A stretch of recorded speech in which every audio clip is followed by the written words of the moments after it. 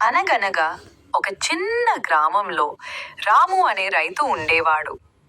ప్రకృతి మధ్యలో పచ్చని పొలాలు, పక్షుల కిలకిల, శాంతి నిండిన వాతావరణం అతని జీవితాన్ని ఆనందమయం చేసేవి.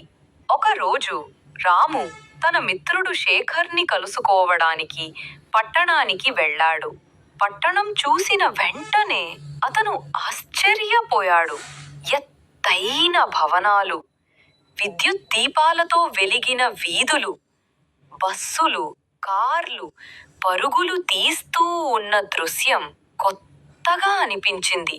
అయితే కొంతసేపు గడిపిన తరువాత అతనికి పట్టణపు శబ్దం, కాలుష్యం, హడావిడి వల్ల తలనొప్పి వచ్చింది.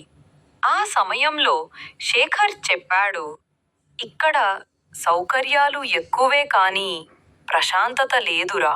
దానికి రాము నవ్వుతూ చెప్పాడు, మన గ్రామం చిన్నదే కానీ అక్కడ స్వచ్ఛమైన గాలి, శాంతి, సహజ సిద్ధమైన ఆనందం ఉన్నాయి.